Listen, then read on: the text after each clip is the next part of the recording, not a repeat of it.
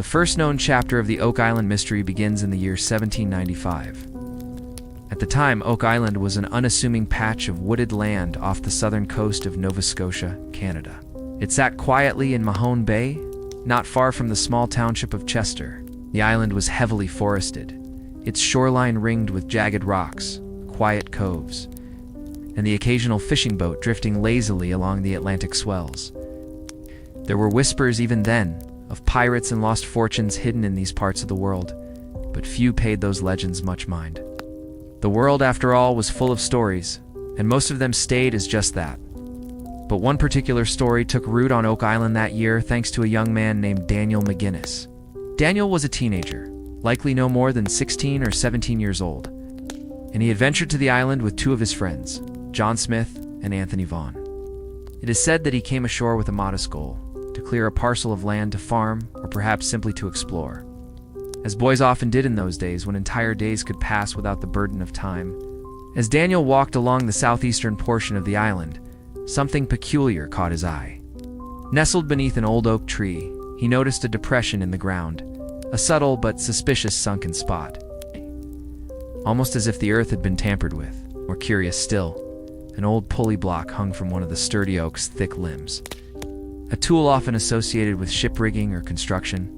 There were no recent signs of human habitation. There's no footprints, no tools, and no clear indication of what might have caused the dip in the ground. But to a curious boy with an adventurous heart, the sight sparked imagination. Perhaps he thought this was no natural feature. Perhaps there was something buried below. Excited and likely imagining pirate gold or a secret hiding place, Daniel gathered his companions and returned to the spot the next day. Armed with little more than picks and shovels, the boys began to dig. They did not expect to find much.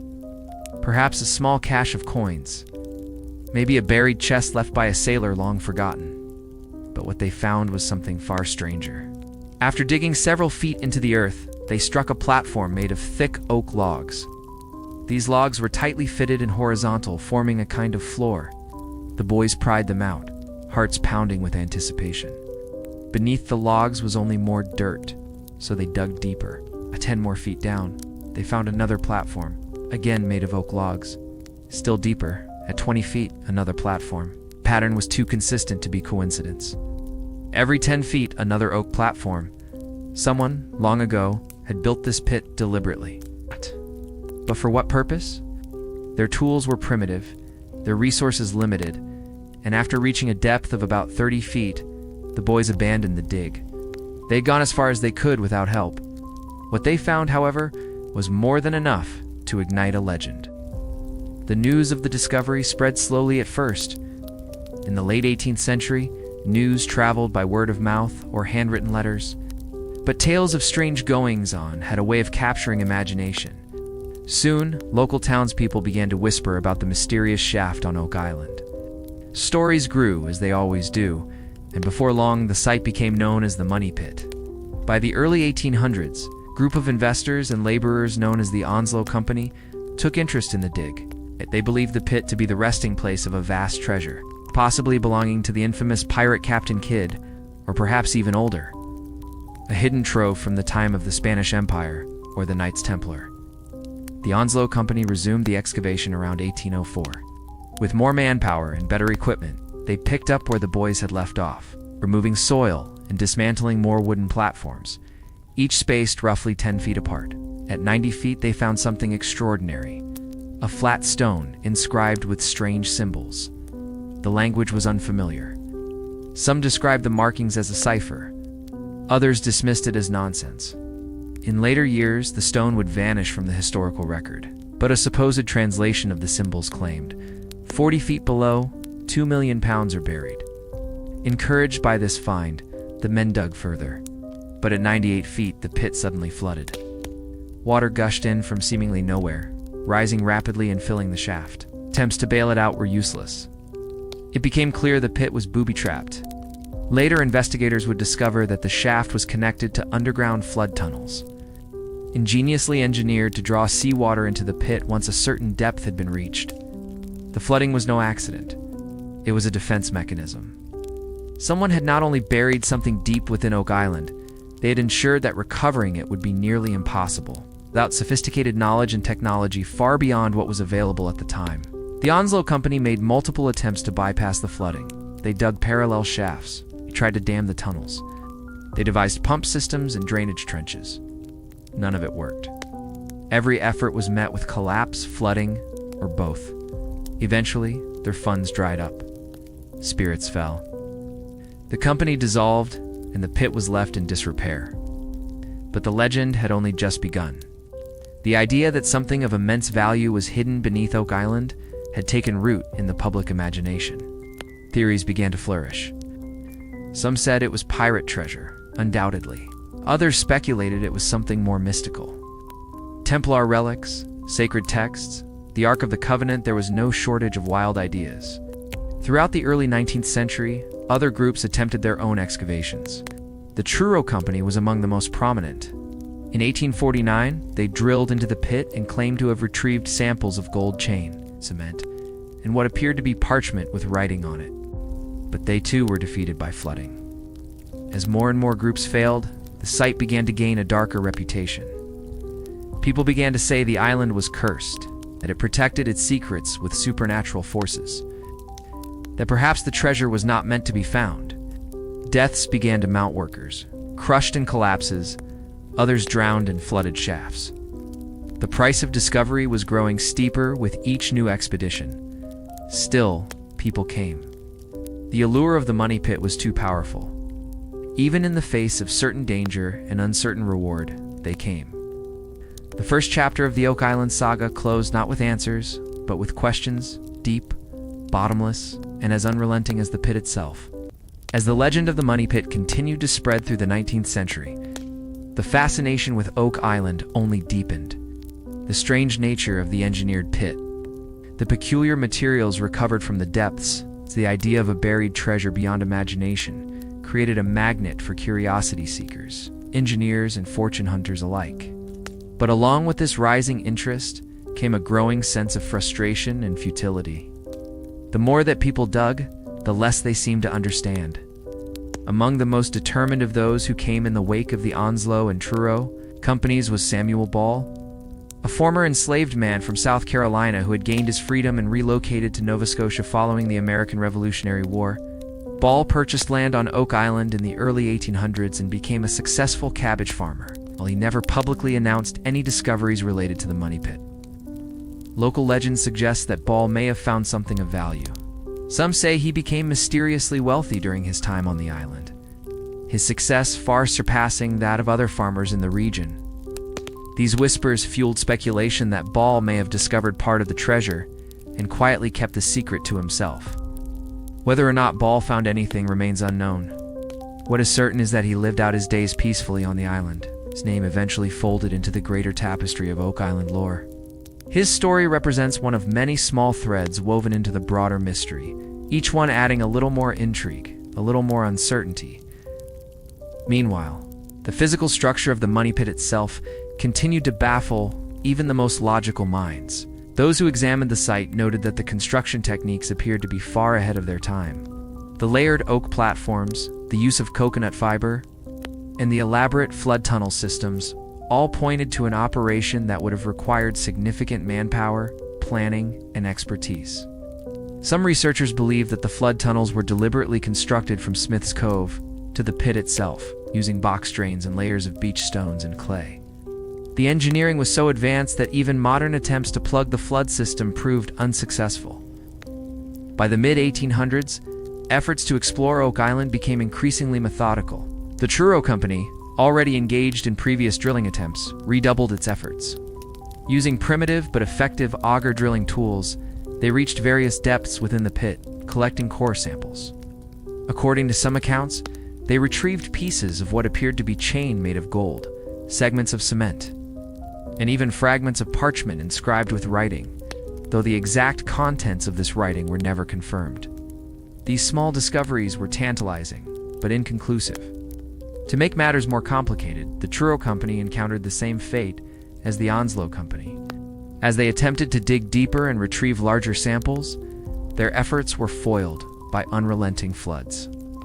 Water poured into the pit with a vengeance, as if the island itself were resisting further intrusion.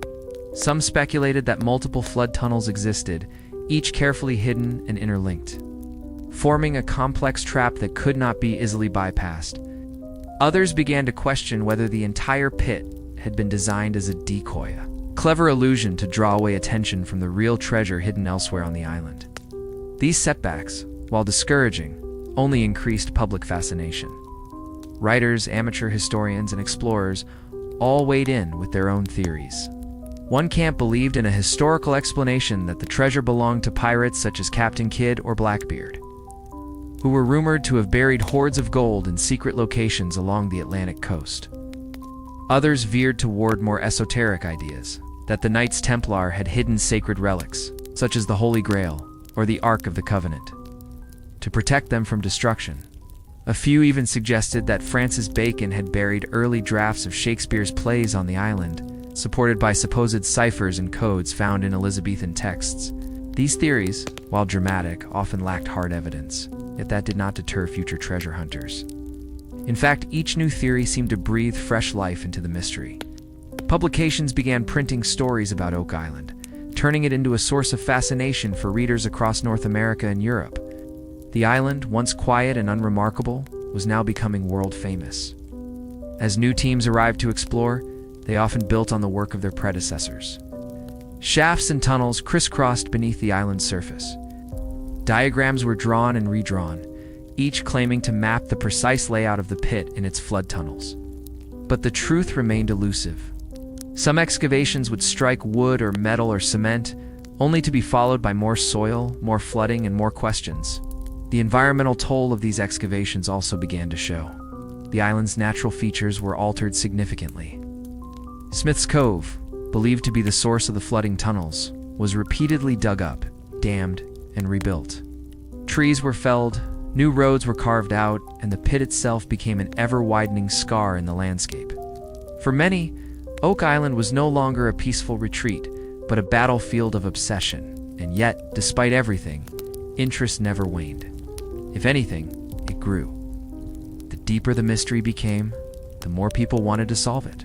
Not just for the gold or the artifacts, but for the satisfaction of unraveling one of history's most enduring riddles. The chapter between 1795 and 1850 thus marked the transformation of Oak Island.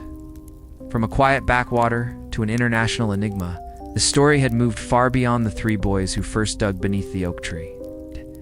It had become a tale of ambition and failure, of mystery and obsession. And as the first half of the 19th century came to a close, it was clear that the island had only begun to reveal the depths of its secrets.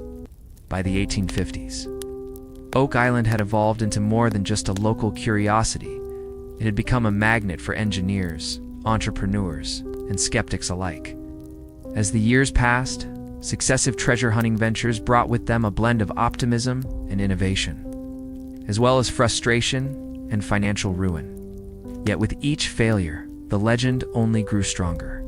One of the more notable developments during this time was the continued investigation of the island's flood tunnels.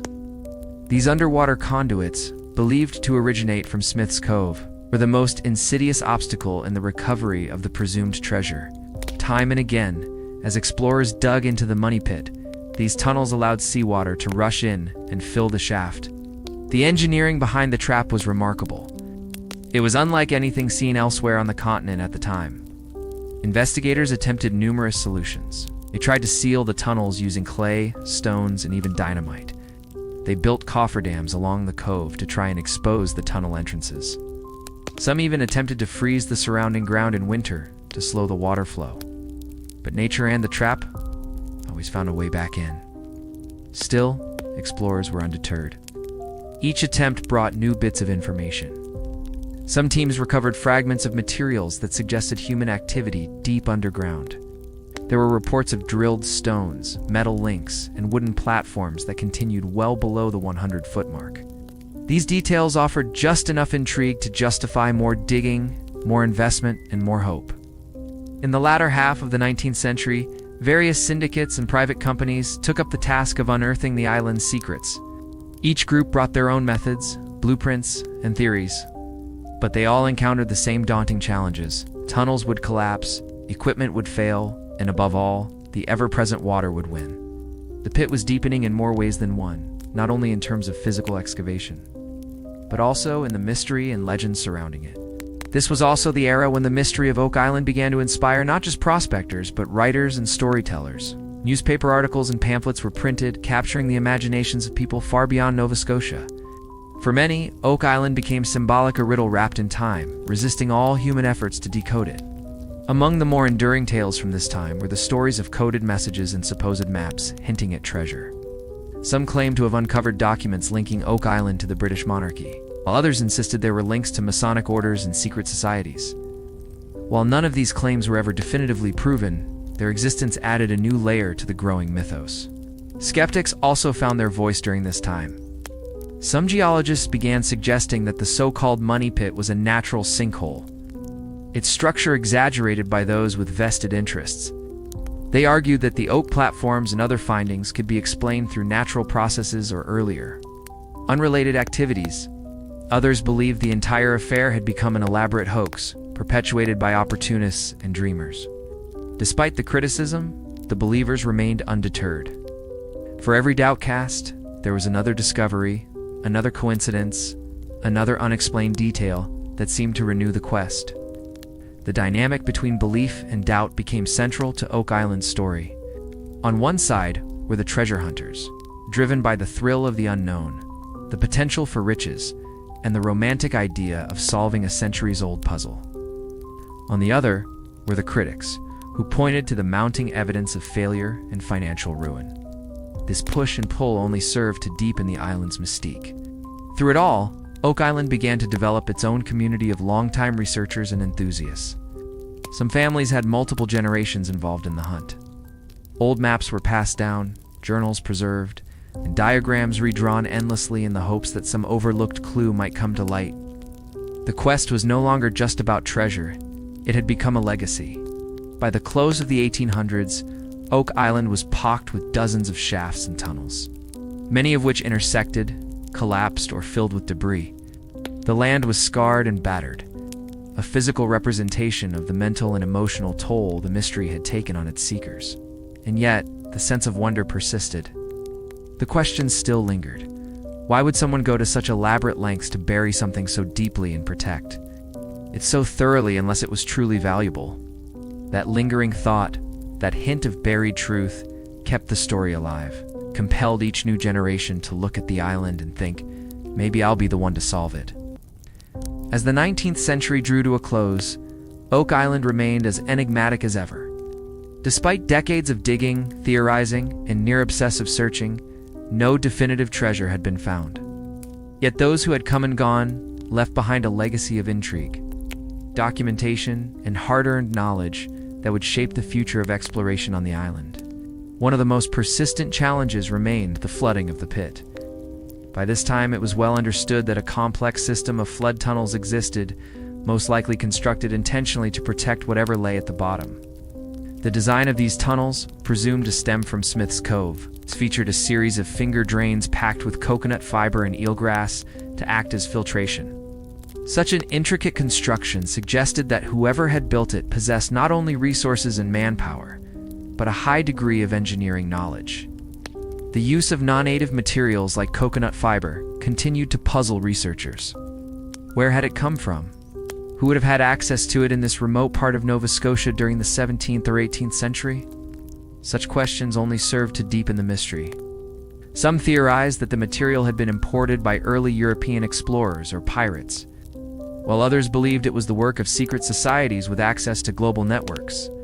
Further exploration of Smith's Cove revealed more anomalies. Teams uncovered what appeared to be wooden box drains laid out in a radial pattern, intentionally designed to capture and redirect seawater. Trenches and layers of clay were also found, acting as part of the filtration system. These discoveries were not only impressive feats of construction, but also a clear indication of the lengths to which someone had gone to ensure the money pit remained inaccessible. It was also around this time that the island began to see more scientific approaches to its mystery. Surveyors and geologists began to play a larger role. They took measurements, analyzed soil samples, and reviewed the topography of the island. Some proposed alternate explanations, including natural sinkholes and glacial formations, while others confirmed that many of the island's anomalies could only be explained by human intervention. Competing voices of science and legend created a strange harmony. On one hand, there were rational attempts to understand the island's peculiarities through measurable data. On the other, there was a romanticism tied to the notion of hidden history. Long-lost civilizations and sacred relics buried in the earth. Perhaps one of the most compelling reasons Oak Island remained so captivating was that it existed at the intersection of both worlds. It was a place where history met folklore, where hard facts ran headlong into speculation, and where every unanswered question seemed to invite 10 more. Over the decades, dozens of companies would rise and fall trying to solve the mystery. Financial backers would come with dreams of fortune, and many would leave in ruin. But the money pit had become more than a hunt for gold. It had become a symbol of human perseverance, of our desire to uncover what lies hidden, no matter how elusive. By 1850, the foundational years of the Oak Island saga had been laid. What began with 3 boys and a sunken patch of ground beneath an old oak tree had grown into a full-fledged cultural phenomenon. Engineers, farmers, businessmen, and adventurers had all played their parts. Each had left behind a small chapter in a much larger story. Still, the island waited.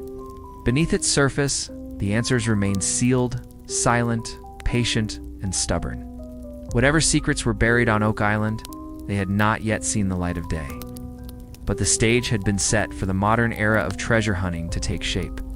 As the torch passed into the hands of new explorers, the lessons of the past remained etched into the soil. That discovery required more than tools and treasure maps, demanded patience, sacrifice, and above all, belief. The first chapter of Oak Island's story closed not with a triumphant find or definitive proof, but with a whisper, a quiet suggestion that something extraordinary still lay hidden beneath the earth. And so, the mystery endured, as eternal and unyielding as the Atlantic tides that lapped against the island's shores.